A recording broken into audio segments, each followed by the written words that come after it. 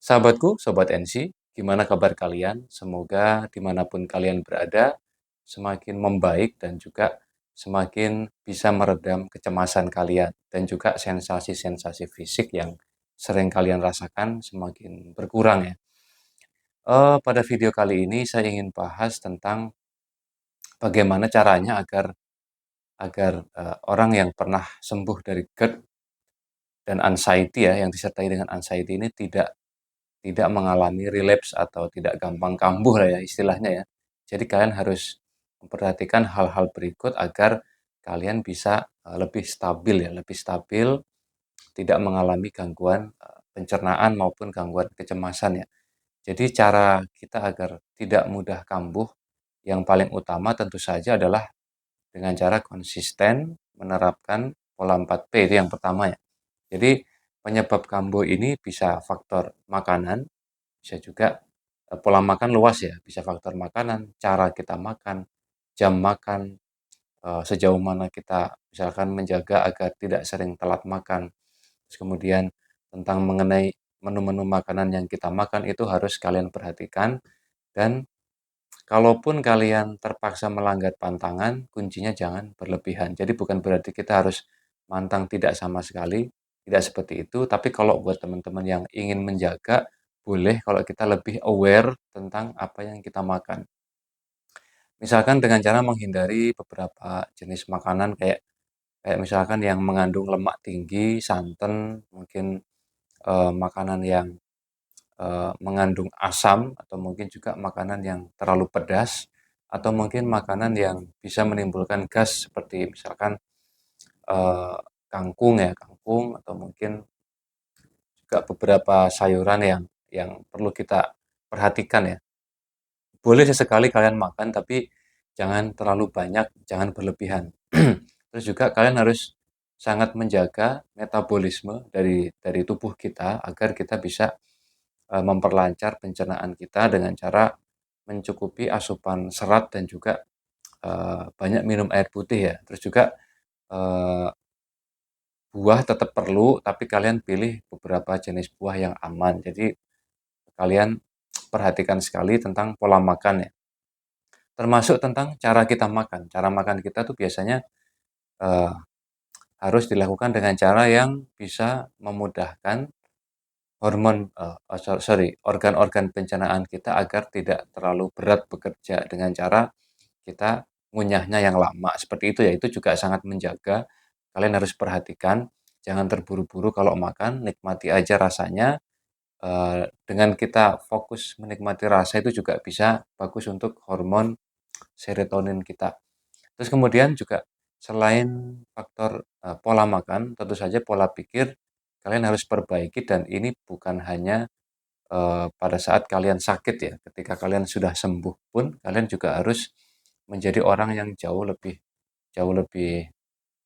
baik lah ya, lebih baik, lebih lebih matang, lebih dewasa, lebih sabar, pokoknya intinya jadi orang yang lebih stabil secara emosional. Jadi kalian harus pintar-pintar dalam mengelola emosi kalian, mengelola perasaan kalian, mengelola pikiran kalian. Jadi jangan sampai mudah terbawa oleh faktor-faktor dari luar. Pasti kan kita tidak bisa menghindari ya, yang namanya seorang manusia hidup kan pasti ada masalah mungkin masalah dengan pekerjaan kita, mungkin dengan keluarga kita, atau mungkin dalam pergaulan kita pasti kan ada hal-hal yang mungkin kurang berkenan. Itu kalian harus sangat menjaga mood kalian, harus sangat menjaga perasaan dan pikiran kita ini jangan mudah untuk terlalu liar ya dalam menyikapi satu masalah. Misalkan terlalu overthinking atau mungkin terlalu eee,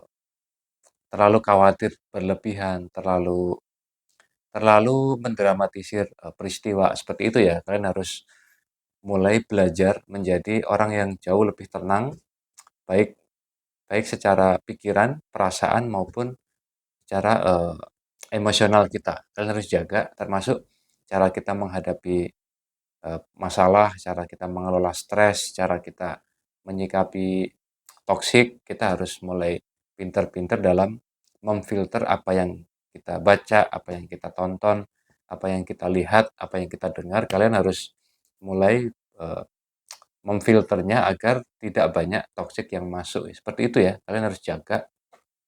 Karena biasanya anxiety ini bisa timbul ketika kalian terjadi sedikit guncangan guncangan emosi ya, misalkan, rasa kesal yang berlebihan atau mungkin rasa sedih yang berlebihan, rasa kecewa yang berlebihan, itu juga sangat memungkinkan untuk menyebabkan relapse atau kambuhnya anxiety kita, dan pastinya disertai dengan GERD ya.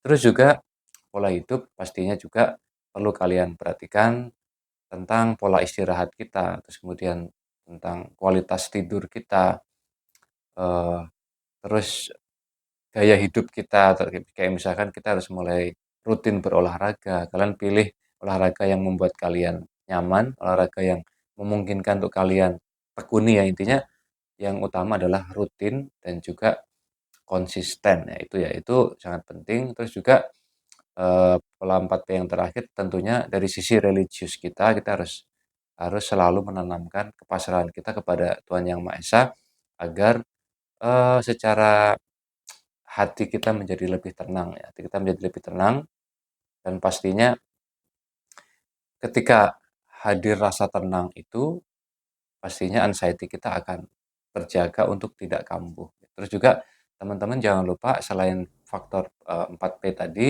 yang harus disiplin kalian lakukan adalah kalian juga harus harus, banyak melakukan istilahnya kegiatan positif ya, kegiatan positif yang bisa mendistraksi, bisa mengalihkan, eee, pikiran kita ini kan kadang suka overthinking, suka cemas, itu biasanya kalau sudah pernah mengalami anxiety itu agak mudah ke-trigger ya, ke-trigger dengan informasi atau mungkin hal-hal di sekitar kita yang agak mengganggu pikiran kita atau mungkin perasaan kita tiba-tiba tidak enak. Nah, itu kalian harus sibukkan diri dengan kegiatan positif untuk mendistraksi ya, bisa dengan hobi atau mungkin dengan terkait pekerjaan kalian, terkait dengan profesi kalian, itu kalian lebih explore, upgrade skill misalkan, atau kita lebih lebih fokus untuk belajar terkait karir kita atau bidang kita, itu juga cukup bagus ya. Ketika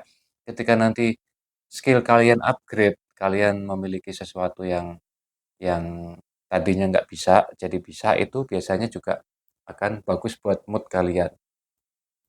Terus juga masalah circle masalah circle masalah circle pergaulan kalian, teman-teman kalian, kalian harus jaga jaga sekali memilih circle yang positif, yang memberikan, efek yang lebih lebih bermanfaat buat buat kesehatan mental kita ya. Jadi intinya kalian harus harus pintar-pintar dalam dalam memilih teman. Bukan berarti membatasi pergaulan, tidak, Kak, tapi kalian harus punya filter, punya standar, aku memilih circle yang, positif, yang tidak banyak toksik dan juga memberikan pengaruh yang baik ya. Itu juga perlu kalian perhatikan.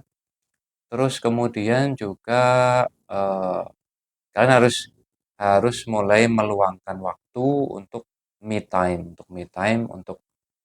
tidak hanya me time untuk diri sendiri ya, bisa keluarga, bisa dengan pasangan, bisa dengan orang tua, itu juga cukup cukup termasuk me time di situ sendiri. Intinya kalian jangan terjebak dalam rutinitas harian yang itu-itu aja, yang cenderung monoton, kerja, kerja, dan kerja, mungkin berangkat macet, kerja di kantor, pulang macet lagi, terus begitu aja terus. Itu kalian harus mulai luangkan waktu untuk kita merilis merilis stres, apa namanya, eee, membuang sampah-sampah pikiran, kemudian memperbaiki mood kita dengan banyak melakukan, eee, istilahnya, mungkin bisa traveling atau mungkin bisa vacation atau mungkin bisa dengan kumpul dengan teman-teman yang di luar circle harian.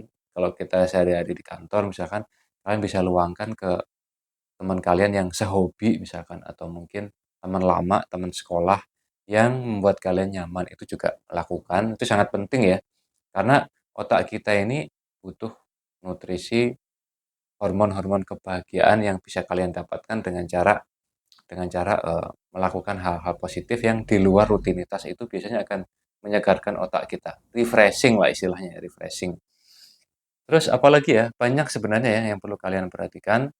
Terus juga kalian eh ya banyak banyak tonton tentang istilahnya pasti kan sekarang kan pada punya sosmed ya, entah TikTok, entah YouTube.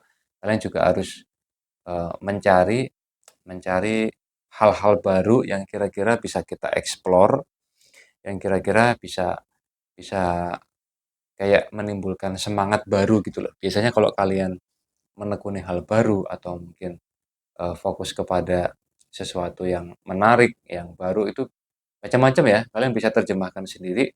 Mungkin bisa sesuatu tentang terkait rumah kita, mungkin kita percantik, atau mungkin mungkin bahkan diri kita, kita dress up, kita mulai berdandan, kita mulai memperhatikan penampilan, atau mungkin terkait eh, koleksi kita, misalkan kita senang koleksi apa, hal-hal yang sifatnya fresh dan new ya. Sifatnya new itu juga cukup menarik ya. Biasanya kan sesuatu yang baru itu lebih menimbulkan perasaan yang excited ya dibanding hal-hal yang sudah hari-hari kita kita punyai atau kita lakukan ya. Jadi itu mungkin beberapa tips yang bisa kalian perhatikan dan juga bisa kalian terapkan di dalam sehari-hari. Siapa tahu dengan kalian mulai memperbaiki itu semua, kalian akan eh, terhindar dari fase relapse atau kambuhnya GERD dan anxiety. Oke teman-teman ya, jangan lupa ya, jangan lupa. Oh, sorry nih kameranya gerak mulu. Jangan lupa kalian pokoknya harus cari kenyamanan, cari ketenangan dan pastinya adalah kalian meyakini bahwa kalian aman dan juga jangan lupa untuk bahagia hari ini. Oke, salam bangkit luar biasa.